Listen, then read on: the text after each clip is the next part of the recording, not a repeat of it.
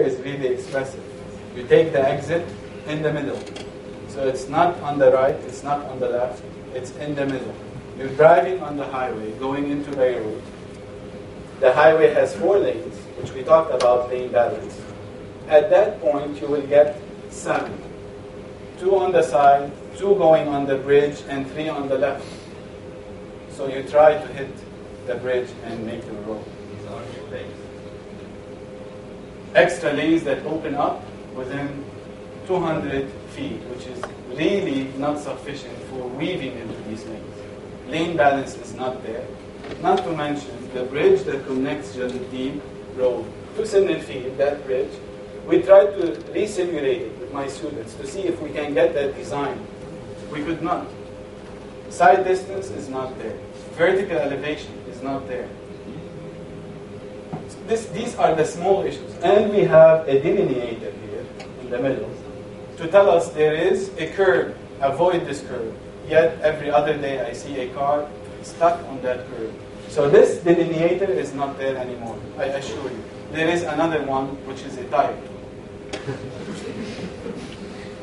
The road leading into this interchange from Baghdad is really nice also and fun. You're driving, there's 3 lanes. At one point, the left lane, which is the high-speed lane, disappears. A curve comes into the road. Now you are at 2 lanes. So the left have to move. And then the lane appears again. So you have another 3 lanes. To make this turn, we took the left lane and reduced the highway into 2 lanes at one section. How is that possible? Beats me. An alternative that we studied with my students also. We have to assess which movement is the main movement, which is naturally the biggest one, Jalaluddin to Beirut. So this will take priority and it will stay on the 0 level, which is the grade. The next important movement is, of course, the highway Abdel. Matn Sariya, we call it. So we put it on top. And we add, at that level, we add whatever links we can provide, ramps that are at the same grade. So now we have the first grade. And then you introduce the all directional connection with all directions ramps that feed from Abdel to Beirut and also to Sinnal Field. And they are possible. They can be fit. You tell me, okay, Cheyenne is there. You can squeeze it. In a way, you can squeeze it and it will work. We designed it and the radius was fine for the design speed of the highway. I want to show you, and this one we have spent so much effort in, to see how much difference in operations between what we have now, so we modeled it now, compared to what we suggest. And it's only a suggestion. Of course, there is other alternatives. And I'll let you enjoy the simulation. So the current is on the left, the suggestion is on the right. This is the PMP, meaning the evening. I guess we all get stuck at one point on this interchange. So you can see it here. This is the ramps leading to the Abdel highway. There is at least 5 lanes entering, 1 lane exiting. Not to mention the congestion that occurs in front of the Cheyenne. And, of course, the Jalaluddin going to Beirut. Cars are not able to get this exit that is in the middle. So they are braking and getting stuck. The entire freeway is stuck because of this exit here. And this is only backing of traffic.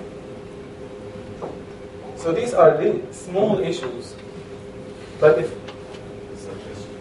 the suggested, okay, I think it's really operating with 0 delay. It is in the software. So it's a movie that we have provided off the software. We don't want to have any accident. What? I can give you the simulation. You can run it for hours. We have done the homework. And we've done it for hours and hours, in the morning and in the PM. And I will give you a small estimate of why would we apply such an interchange that is 3 levels or 2 levels better than the 1 level interchange? I will ask you, how many minutes or how many hours do you get delayed on that interchange on a daily basis? Let's say we don't have 250,000 people entering and exiting. Let's say we have only 200,000. And let's assume these 200,000 on average, I know some of them are stuck for half hour, but I will only assume 5-minute delay due to the current design. Based on a 5-minute delay, 200,000 people on a day, I did the math. The lost productivity just for user-only time, it's the value of time. I did not say anything about accidents. I didn't say anything about pollution due to all these cars parked there and trying to enter the interchange. $21.6 million savings if we implement a better solution on an annual basis. Assuming also each driver wage per hour is $5 only. So the average wage of people, $5. You do the math, over 260 days, working days, 5 minutes delay, 200,000 people, 21.6 million. Can't we go one more level in the interchange and save all this money, increase productivity, and add or diminish the stress that we are going into every day? This is the hub and the entrance to Beirut from the north side. So I didn't talk about the east side entrance or the south side entrance. All these will be done. And this sums my presentation for today. I will be more than glad to entertain questions.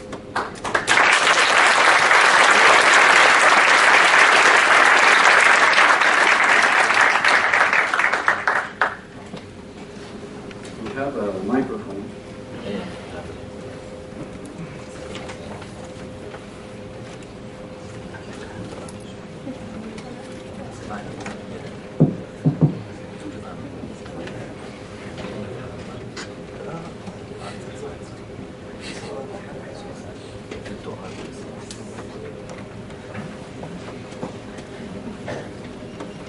Thank you for the presentation. I'm Richard Hanna, LAU Alumni.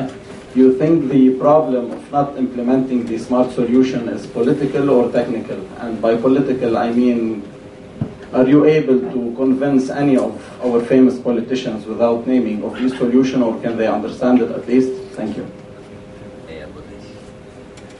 I promised Joe that I will not talk politics today. So, can we remove the politics side?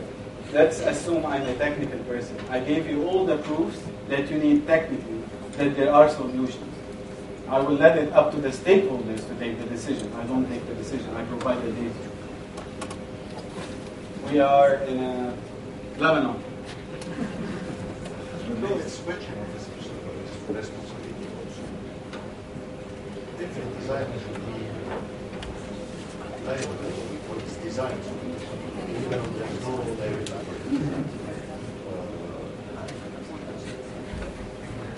Is that the fault of the designer? They are running free?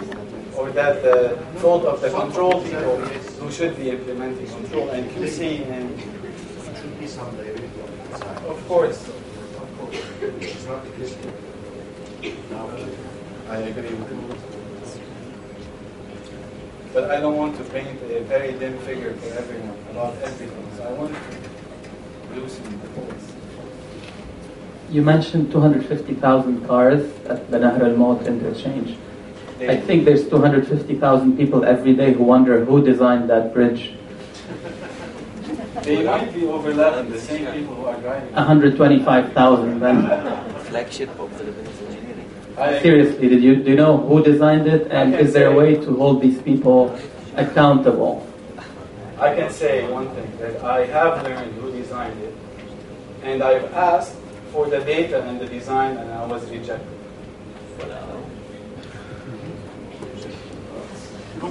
No politics. Okay, and one question. First, have you studied the cost of these studies? Have you ever think about studying the cost first question. Second, not talking about the governmental or political issues. Since you spent some time on designing these printouts or plans, I think have you also thought about any implementation process, being aggressive to fight for your team, your students who work on these ideas, and you have to make the world a better place in Lebanon?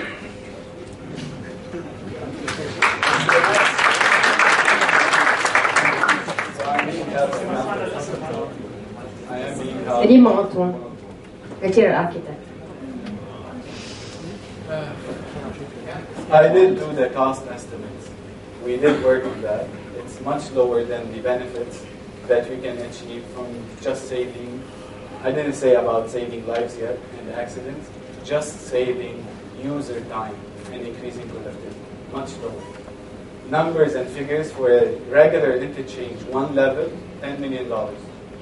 This is the numbers. Add another level, make it 20. Let's make it 30, just for the heck of it. $30 million, 2 levels. In 1 year, I saved 20 million. And if I assume only 5 minutes delay and $5 per person driving there in an hour, over 260, only 260 days working. I didn't count all the summertime where tourists are there and just sitting at that interchange. So the cost-benefit analysis, amazing. How will I be fighting aggressively? I am here giving a presentation. There are stakeholders, and I will be happy to help and volunteer even my time to present and even promote these solutions. And then it's the buck stops, and I learned this from a professor of mine who taught me. Stops somewhere, and this is where the politicians take the decisions. Thank you. Actually, my question is not for you, for you, John. I liked the issue of having a downtown, having a tramway, or what we used to call tramway, and train and street electrical cars.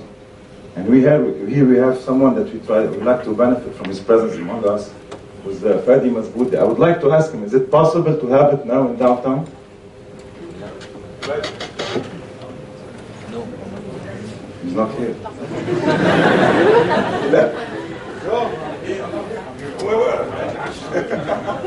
Thank you, Joe. No, I'm here. I think it's too late to do it now. But still, we can do it.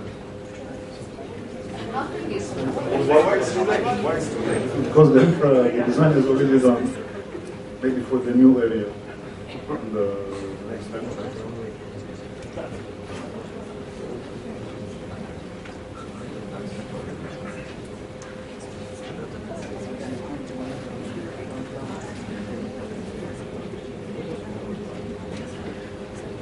Do you think a paid highway would be one of the solutions? Since we are spending $5. We provide, you start thinking of tolling, meaning paid. We can, طريق البحرية يعني. right, we Can you can make it start paid? thinking of tolling if you have options, alternatives. You cannot toll people who do not have an option.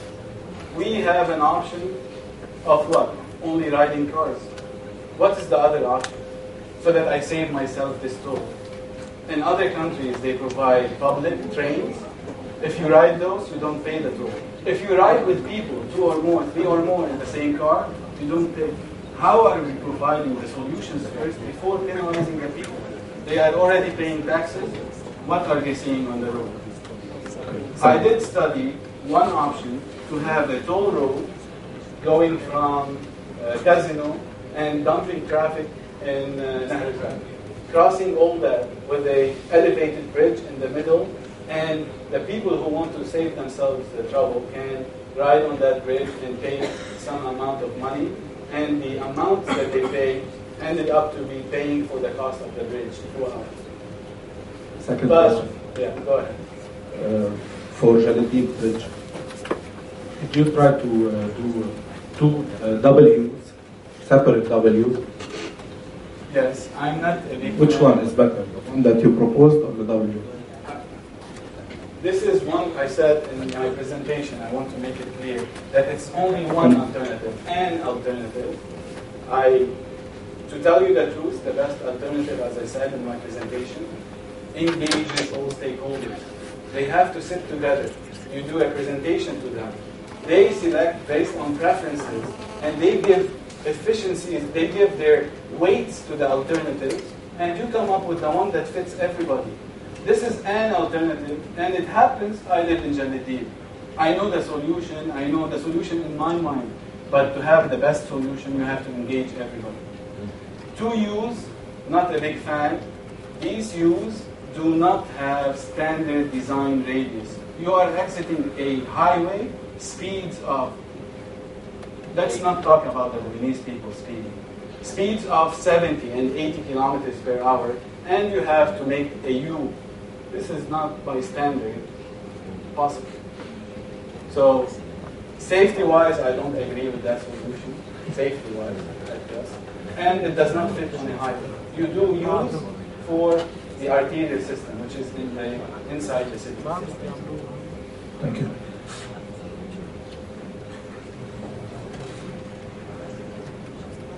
You mentioned public transportation. There's a campaign, LAU Alumni, which is to advocate for public transportation that I'm part of. I'm curious to know our car culture in Lebanon. If you were to put a percentage as to the cause of the problem, bad roads versus bad public transportation, which is the bigger cause of congestion? Or in what percentage? This is a big study for the entire Beirut area. I would say that public transportation has the biggest weight. Of course. The roads, we are all very smart now. We are really immune to those big, nice potholes on the highway. We drive around them very well. We weave between them very well. They are causing accidents. They are causing congestion. They are causing more pollution, and fuel efficiency is being degraded. But if I say one bus rapid transit is replacing 40 vehicles on the road, of course public transport is the best option. Did you simulate a VRT anywhere? Yes, in San Diego, but not here. I haven't worked in solutions related to bus rapid transit in Lebanon. I've only been here since 2010.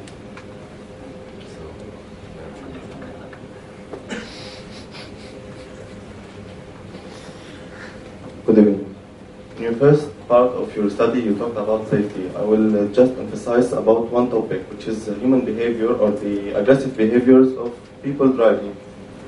Do you think that if we adjust some, let's say, our power in teaching people how to drive safely, we will solve a big issue, or it's only the matter of roads and design of roads or the barriers or the routing in our cities? How we can, how we can make more effort in this topic rather than going to the design, which is, you said, it has some political issues and maybe also financial issues. You're right. It is. We talked about the issues. The issues have to be addressed comprehensively to get a really perfect ideal solution. How to address such aggressive driving? Education, enforcement, communication, and response. This is the only way. And providing a unit that is only focused on applying these laws. Having to compromise between, I don't know why do we have to compromise between applying these and improving the infrastructure. It's all together. It's all one big, nice solution. We are all driving on this road, and we are all paying taxes to get these roads. Okay, I think because we start by the easier things, like when you teach people how to drive or to put some more signs, and as you said, we have to unify all our road signs. This is not a very big issue. Rather than going to the deep, let's say, problem and designing the whole roads. And what does it tell you if the not big issue is not being implemented? I know we have to start with the small issue, but the small issue, which is very simple, take the code, it's free online. and apply it. It's not being implemented. My duties is to promote the idea how to implement it. It's to keep awakening this idea. We need to.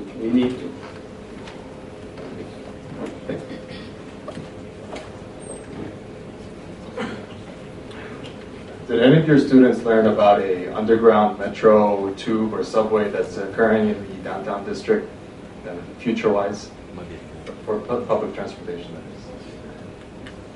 Yes, I prefer to call Beirut, and I like this statement, walkable. It is a concept that is being associated with a certain climate, certain scenery, and certain views and location.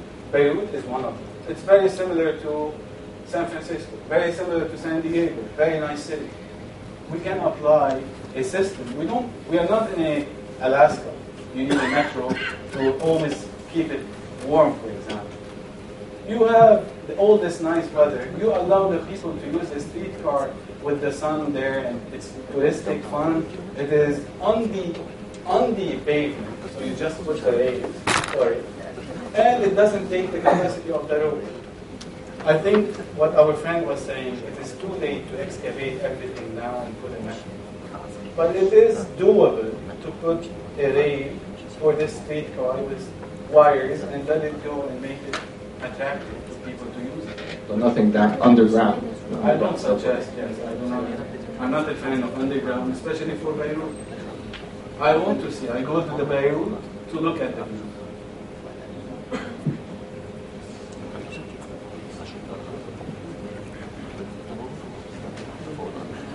Thank you.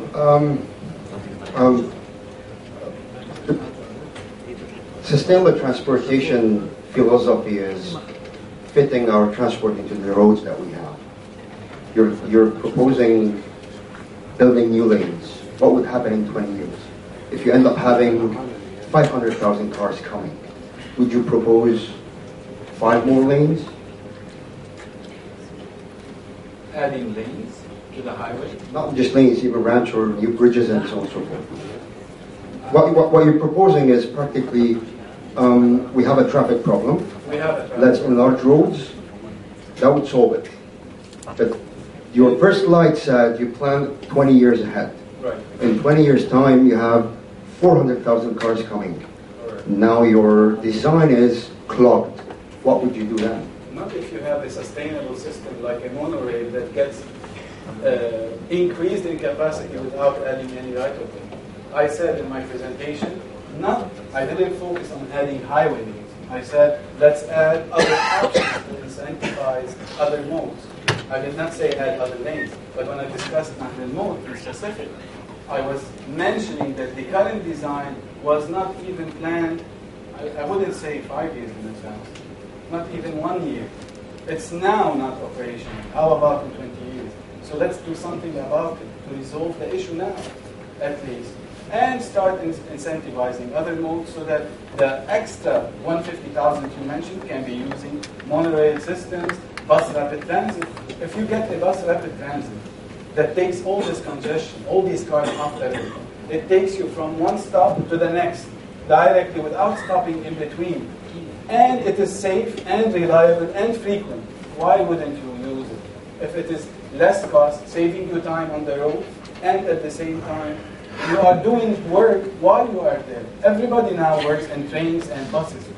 In the US and in Europe, you open an app and you start. You open an app and start sending your emails. You're done with half of the work in the morning while you are on the bus or are on the train. So I do not promote, especially in Lebanon, I do not promote extra lanes. I promote incentivizing other modes. But whatever structure or infrastructure we have, we need to fix it. It's not safe. Well, then probably one option would be to run with just to compare, just to kind of build a solid argument to that. Running or simulating the bus transit, the rapid and the monorail on what structures we have now. And shifting a certain modal shift, getting a certain modal shift, and see if that if we do that first before going into this big construction, if that would solve the problem first, and then when you build, when they go into the bigger project, it would actually And this is why we have transportation planning, the cornerstone of every highway project before it starts. Do we have a model that runs the simulation of growth and urban planning that is dedicated for our area? Do we have a forecasting plan for our area? Do we have a model that projects trips 20 years in advance? Let's start with the data. Let's start with building this model for the entire region, which is really small. Lebanon is the size. I mentioned San Diego because I lived there 7 years and I worked there. It is the size of the county. And we used to have a model for the entire county. And they have more trips than us by far. Why can't we have a model for Lebanon? And start superimposing the highway network with the bus rapid transit network. On top of that, we superimpose the monorail systems, the trains, and all other options. And we see how people will shift more. And then we can assess if we have a problem in the future. We start now, 20 years from now, we will be good. But if we keep saying we don't have it, we will not start.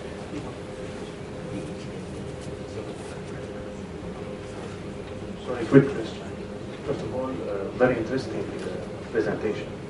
Second, concerning the safety signs for roads, we also need maintenance for this safety signs. Maybe you should add it also. Focus more. You are right. We do need the maintenance. We need the maintenance for the signs. Especially the signs. Of course. Well, let's agree on having a code for the signs. The sign for regulatory information and warning signs, they are hidden by other marketing signs. So if I'm driving on the road, I barely see the sign which says the speed. I see an album by Haifa.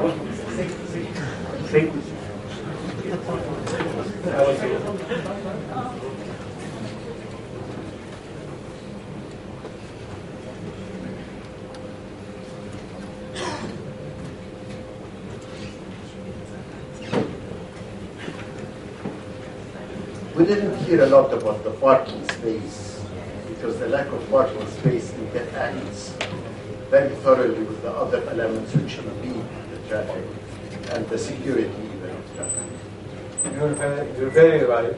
I was given 1 hour to give all the problems of transportation in Lebanon.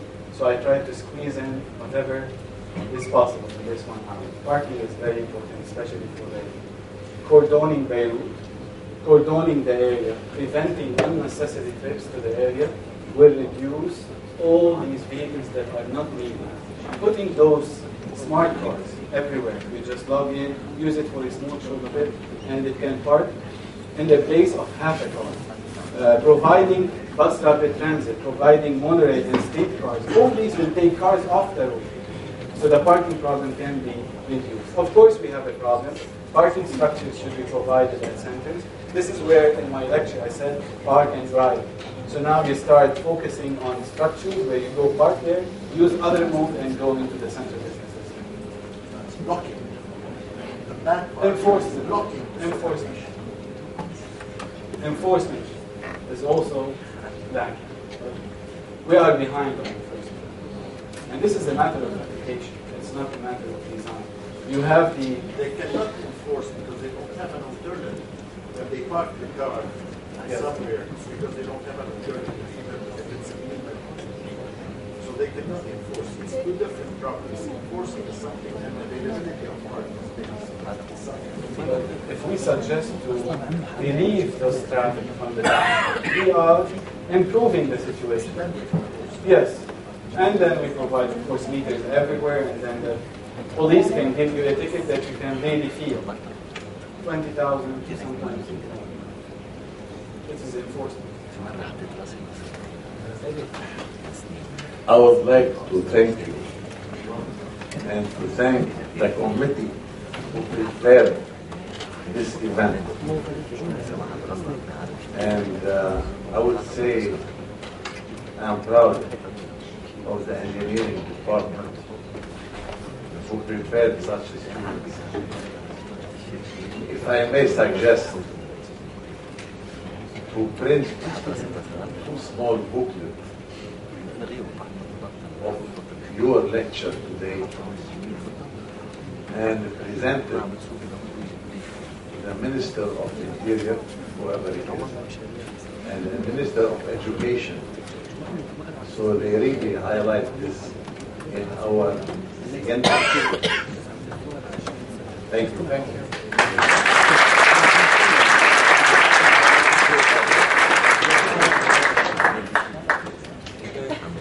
Thank you also for the wonderful presentation. One point is regarding the existence of shops and service centers, whatever, on the highway. Is this normal? Does I think contribute to the congestion as well? And one point is regarding the Nahr al-Maut loop or interchange. I asked somebody in Dar al-Handasa who did the design, I guess.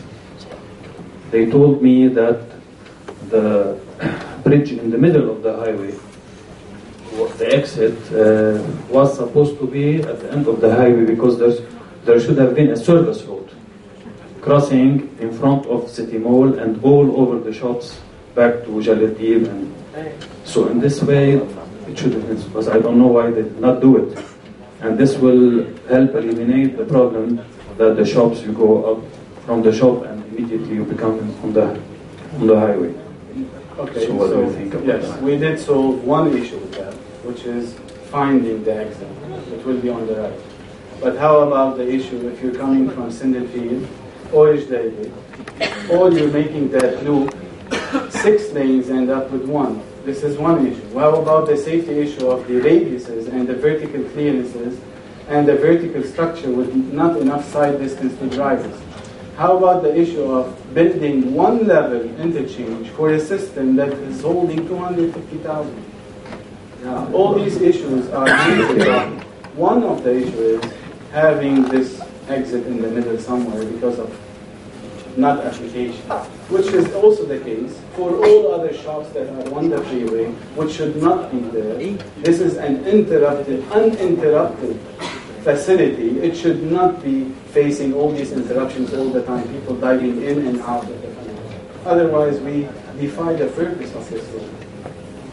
One more question regarding the Jaladeeb interchange that you are proposing. Did you investigate the possibility of a tunnel or underpass or something to give more aesthetic to the area, if we can? I did, and I did work on that, actually. On this, I provided this to the municipality.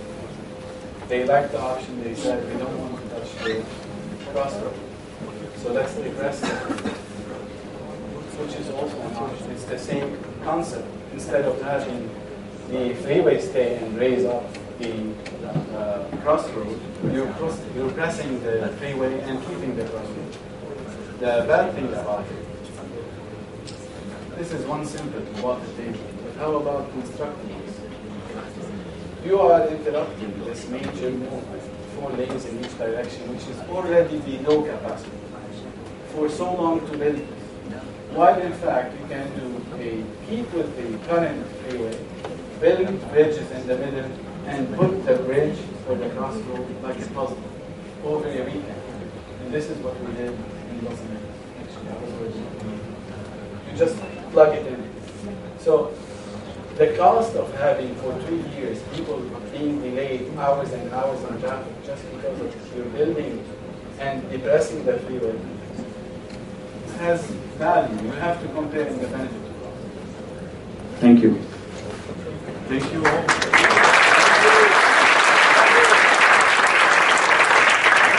So just one single thing I would like to add. Of course, I thank Dr. John for this nice presentation, and thank you all for your participation. And something very important he mentioned, my colleague and my friend, Bishar, about the political issue. Hopefully one day we will have political parties debating on how to solve the problem. No. Okay, when we reach that, we can talk politics. Now we cannot. Joe, and I have a correction. the day the political parties leave this business to the professionals, we will have the rebound.